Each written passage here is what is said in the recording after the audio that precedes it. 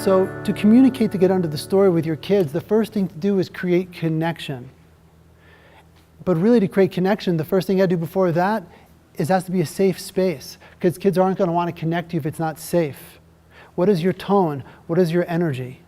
Can you ask them a question, truly honoring their journey? Can you really mind your tone and actually work with your curiosity about their process?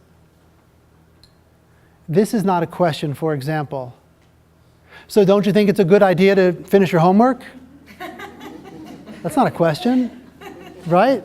You know? So it's really watching your tone, and that's your own stuff coming in. You're gonna do it, and so be gentle with yourself. This is a process.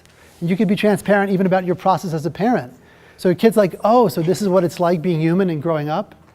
Or maybe your process as a human being is probably a better way to say it to your kids, so they have context with it. All right. So connecting first, sharing your scars, sharing your secrets, sharing your struggles with tact, age appropriate, so they get a sense of what it's like to be human and you're the safe person. How many of us felt a little constricted when our parents said, hey, can we talk? Right? Because it wasn't gonna be like empowering. So then we became conditioned. We're like, oh, I'm not talking to them, or I'm not gonna share that with them. So your kids are gonna they're going to get conditioned. So can we have a condition so that when they walk away, even if it was kind of intense, for the most part, they feel totally empowered? Sometimes they're gonna slam the door and be pissed off. They gotta work through it, and that's life. But can we work to help them be empowered by talking about, here, let me understand you. And once they're understood, once you get underneath the story and understand them and connect with them, then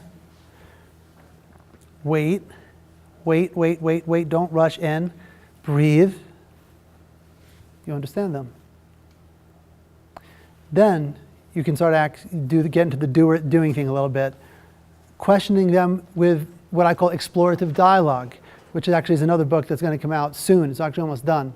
It talks about how you explore with your kids in ways they'll be receptive to, right? Learning how to explore with them by using your brain kind of as a surrogate brain. You're going to think in ways they won't. So what would that be like if? How was that? If that happened, what would it be like? Has that happened? How would that feel? What would you have done differently? Would you do it the same? Why is that? Why isn't that? Right?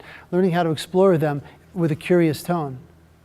So we deal with ourselves, we get underneath the story, we connect with them, they feel understood, then we explore because they'll be more receptive to it, and then we can also share our experience once they feel, because we're the adults, they got to go first.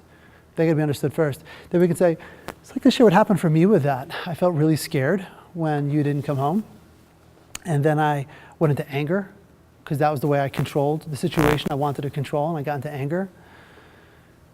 I'm still angry and scared. But learning how to say that in a way they can be receptive to it.